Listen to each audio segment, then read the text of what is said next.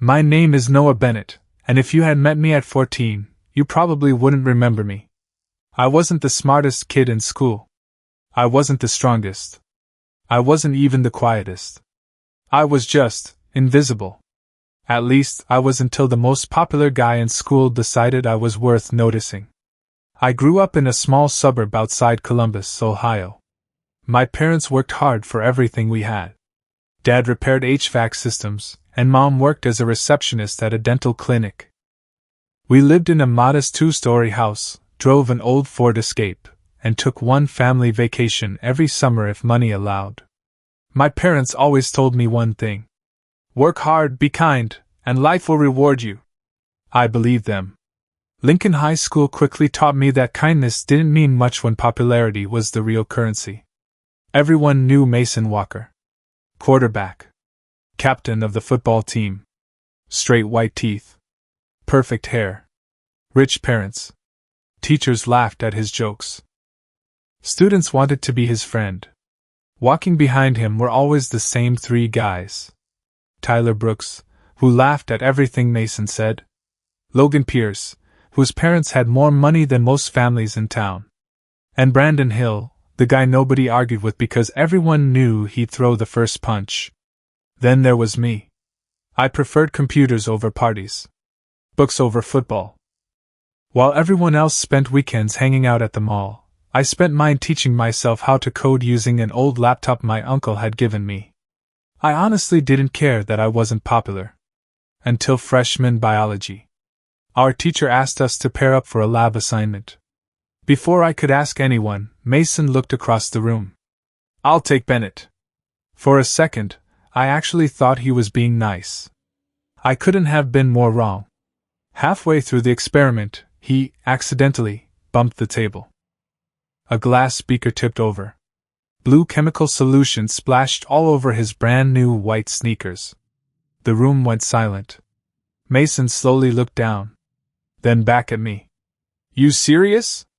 It wasn't. My shoes cost $300. I didn't even touch." He stepped closer. "So you're calling me a liar?" A few people laughed. Then Tyler laughed. Then Logan. Then almost the whole class. Even though everyone had watched Mason knock the beaker over himself. The teacher sighed. "Boys, that's enough. That was it. No punishment.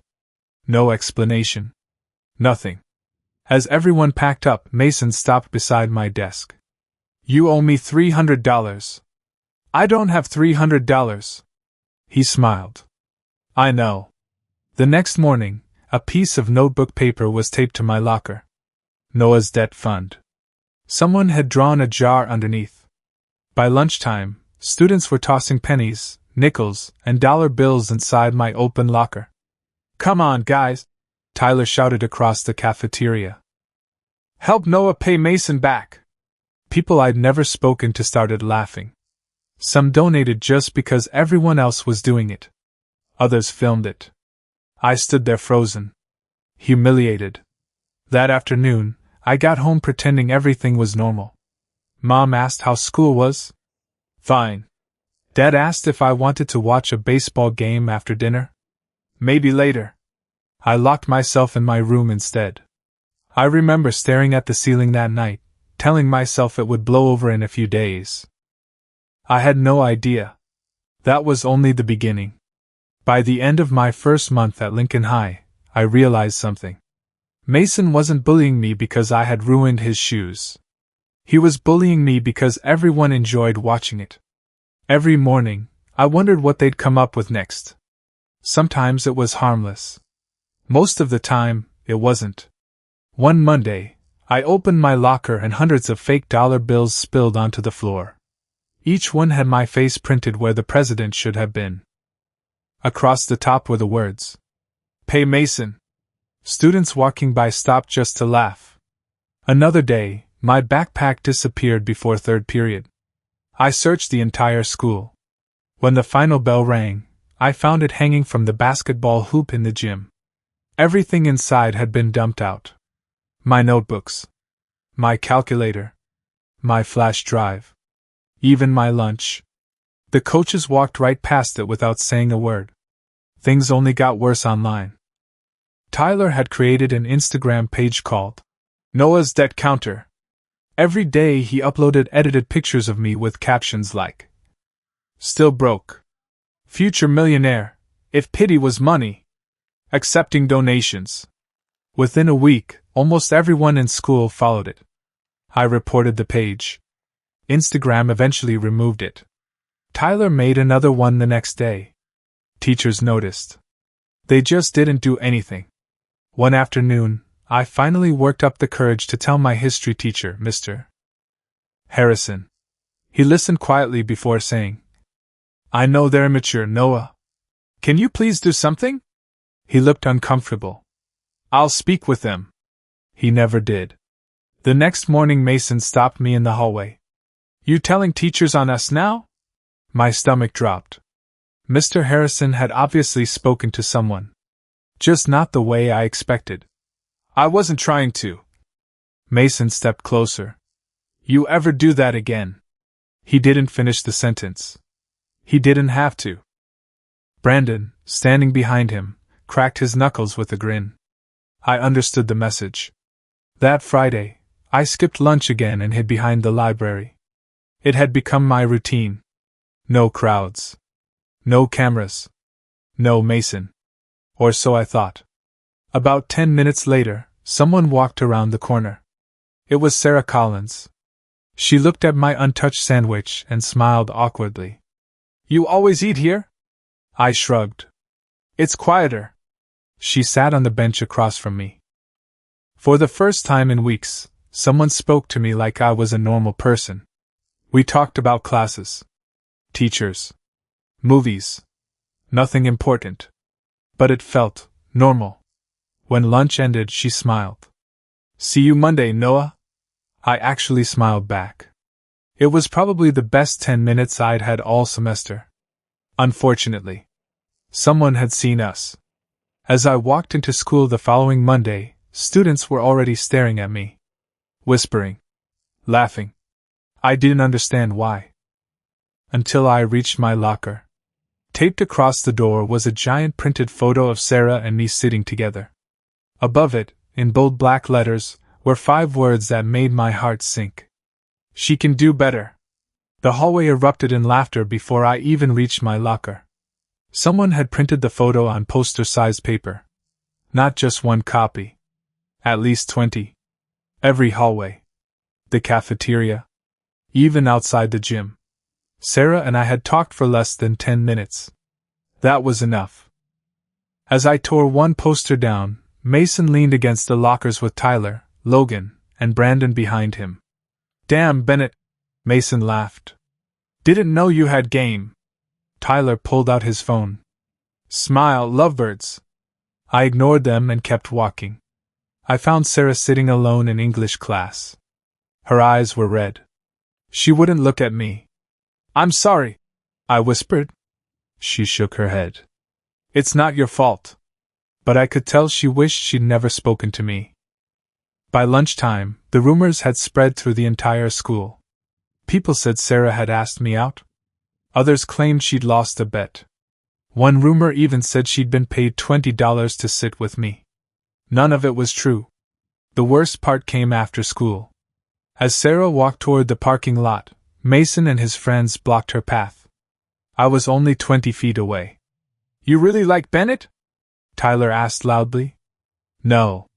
"Then why were you eating lunch with him?" "Because he's nice." Brandon laughed. "That's your excuse?" Logan added, "Careful. People might think you're as pathetic as he is." Sarah pushed past them without another word. I wanted to do something. Anything. But 4 against 1 wasn't courage. It was stupidity. The next Monday, Sarah changed her lunch period. A week later, she switched seats in English. Eventually, she stopped talking to me completely. I didn't blame her.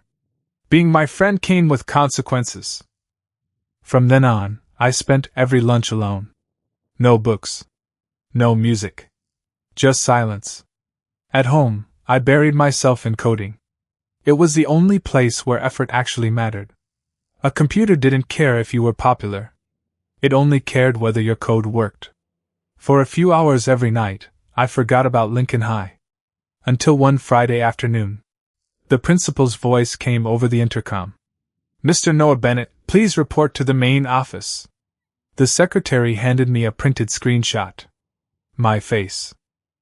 A social media profile. Except, I had never created it. The bio read, "Looking for a girlfriend. Desperate enough to date anyone." There were dozens of fake messages sent to girls from nearby schools. Some were embarrassing. Others were disgusting. "I didn't make this," I said immediately. Principal Reynolds barely looked up from his desk. "Several parents have complained. It's fake. Can you prove that?" I couldn't. He sighed. "Whether it's you or not, this reflects poorly on the school."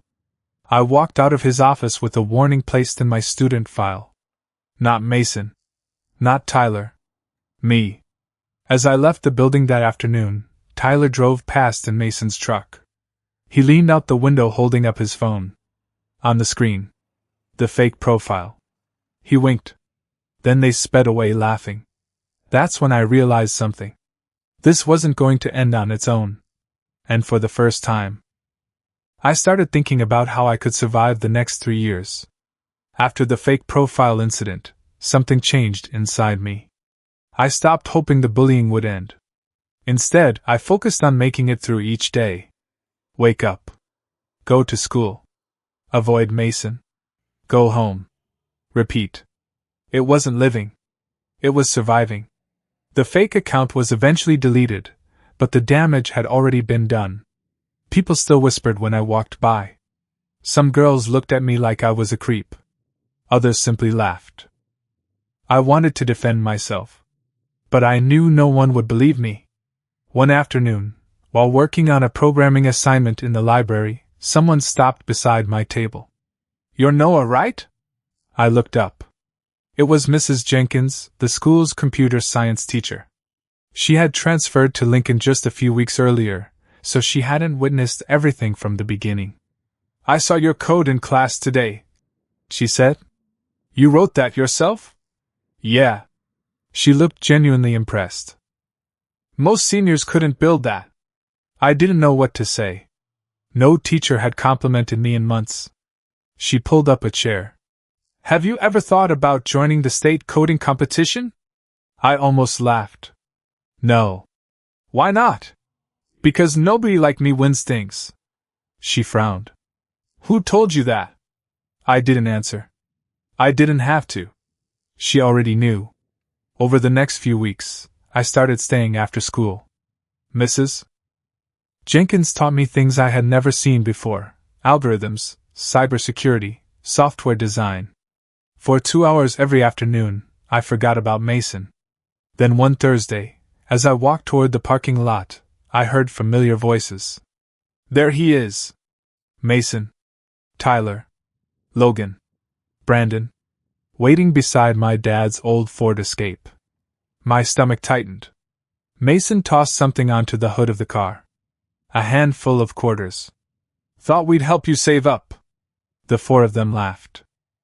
Before I could reach the car, Brandon kicked one of the tires. A loud hiss filled the parking lot. My front tire had been slashed. "You serious?" I shouted. Brandon smirked. "Must have hit a nail." Mrs. Jenkins had just stepped out of the school. She saw everything. "What happened here?" No one answered. She looked from the flat tire to Mason's group. Then at me. "Did one of you do this?" Mason smiled confidently. "Of course not." She wasn't convinced. "I'll be checking the security cameras." For the first time, I saw uncertainty on Mason's face. It lasted only a second. The next morning, everyone was talking about it. The cameras covering the parking lot had been under maintenance. There was no footage. No proof. No punishment. Mrs. Jenkins apologized to me after class. "I'm sorry, Noah. It's okay." "No," she said quietly. "It isn't." She reached into her desk and handed me a registration form. The state coding championship is in 4 months. You still think I should enter? She smiled. I don't think. I know. For the first time in a very long while, someone believed I could become more than the kid everyone laughed at. I had no idea that entering that competition was about to change the course of my entire life. Mrs. Jenkins wasn't the type of teacher who gave compliments just to make students feel better. If she said I had talent, she meant it. So I filled out the registration form for the Ohio State High School Coding Championship. I didn't tell anyone. Not my parents. Not my classmates. Especially not Mason. Every afternoon after school, I stayed in the computer lab practicing.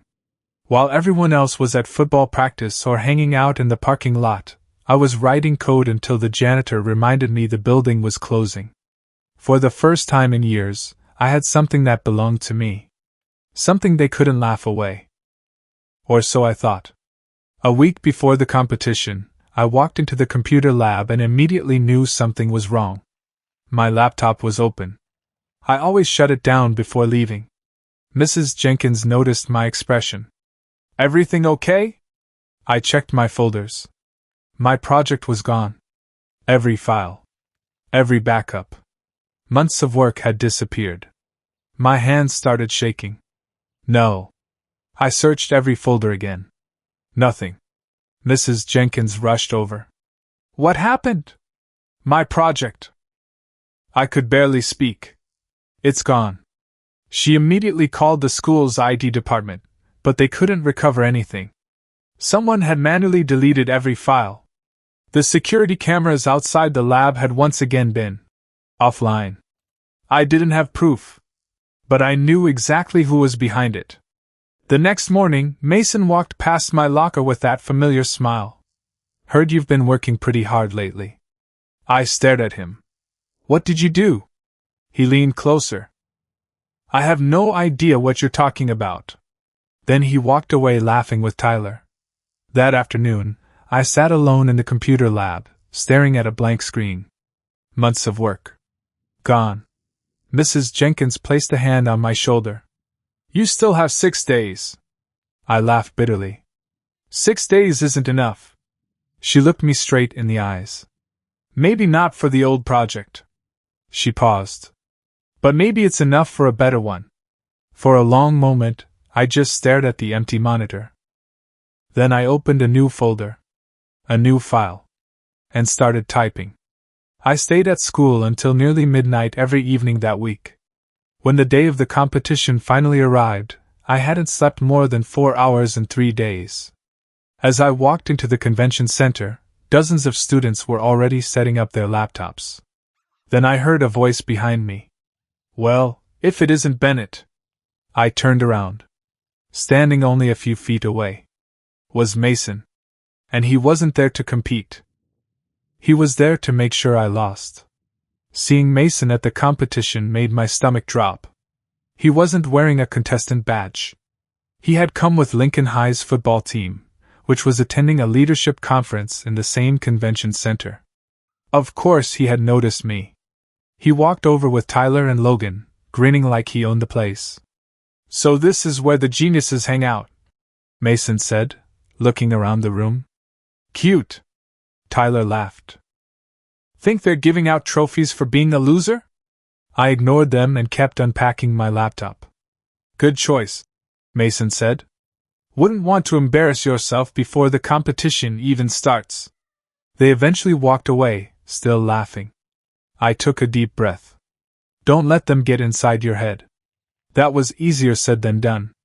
An hour later, the contest began. We had 5 hours to solve a real-world software challenge and present our solution to a panel of judges. At first, my hands were shaking so badly I could barely type. Then something happened. The noise disappeared. The room disappeared. There was only me. And the code. For the first time in years, I wasn't thinking about Mason. I wasn't thinking about school. I was doing the one thing I knew I was good at. When time was called, I leaned back in my chair, exhausted. I had no idea if my project was good enough. But I knew I'd given everything I had.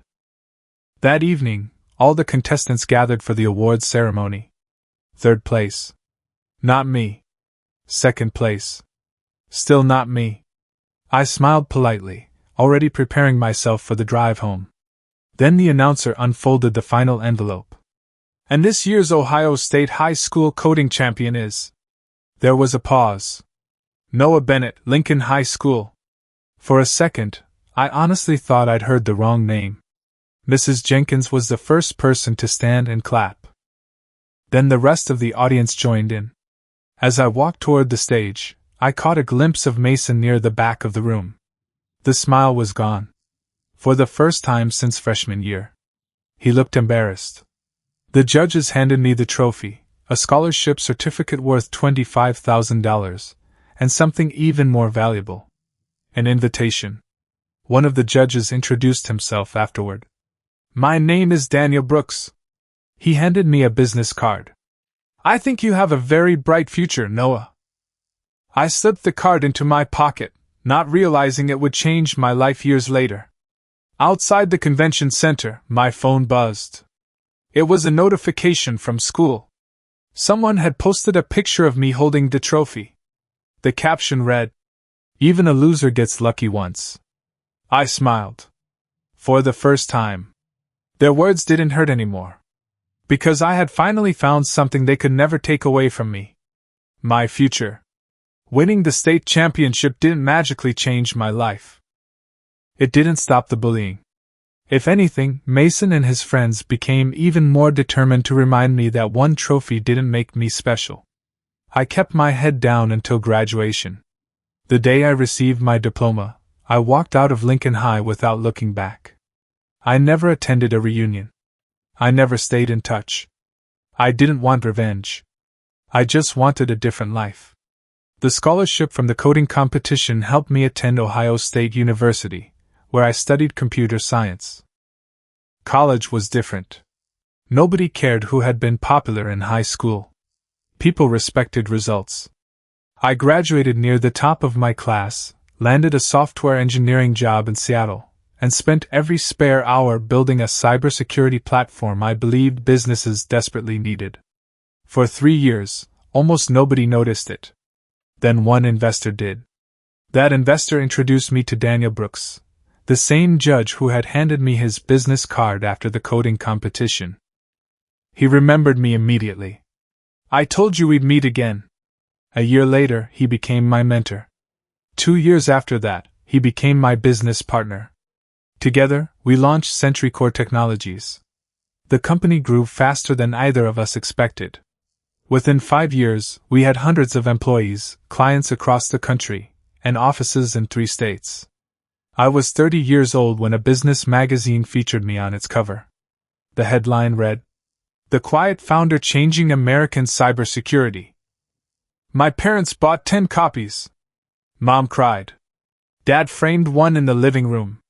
Sometimes I thought about Lincoln High. About Mason. Tyler. Logan. Brandon. Not because I hated them anymore. Mostly because I wondered if they had ever grown up. Then, one Monday morning, my assistant walked into my office holding a folder. "We've narrowed the candidates for the new regional operations manager." She placed the resume on my desk. I glanced at the name, then looked again. My heart almost stopped. Mason Walker. Same name. Same hometown. Same high school. I opened the resume.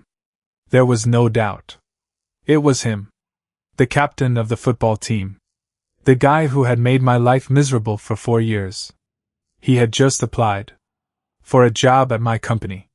And according to Human Resources, he had no idea who the CEO was. I stared at Mason's resume for nearly a minute. Life had a strange sense of humor. The guy who once made sure everyone knew my name for the wrong reasons was now asking for permission to work at the company I had built. I could have rejected his application immediately. No interview. No explanation. No one would have questioned it. Instead, I closed the folder and called Human Resources. Schedule the interview. The recruiter looked surprised. You want to meet him personally? Yes. 3 days later, Mason walked into our headquarters wearing a navy blue suit and carrying a leather portfolio. He looked older. The confidence was still there, but it was quieter. Like life had sanded off the sharp edges. He smiled politely as he entered the conference room. "Good morning." Then he looked up. The smile disappeared. His face turned completely white. For several seconds neither of us spoke. "Noah?" "Good morning, Mason." He sat down slowly, clearly trying to process what he was seeing. I didn't know. I figured. The interview wasn't about revenge.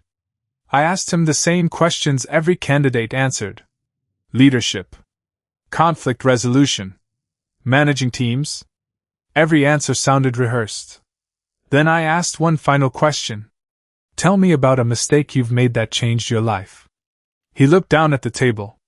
For the first time since I'd known him, he didn't have an answer ready. After a long silence, he sighed. "I wasn't a good person in high school." He didn't make excuses. He didn't blame his friends. He didn't pretend it had been harmless. "I hurt people because I thought it made me important." Another pause. "The person I hurt the most was you." I listened without saying a word. My dad lost the construction company after the recession. I bounced between jobs for years. Every interview asked about leadership, respect, teamwork. He laughed bitterly. I realized I had never learned any of those. He looked me in the eye. "I don't expect forgiveness. I just wanted to say, I'm sorry." It was the first genuine apology I'd ever heard from him. When the interview ended, he stood to leave. "Thank you for seeing me."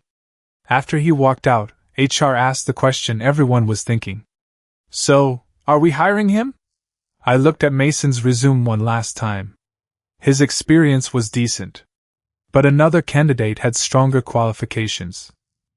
"Offer the position to the better applicant." "Understood." There was no celebration. No dramatic speech. No revenge. Just a business decision. As I watched Mason leave through the lobby windows, I realized something. For years, I thought success meant proving my bullies wrong. I was mistaken.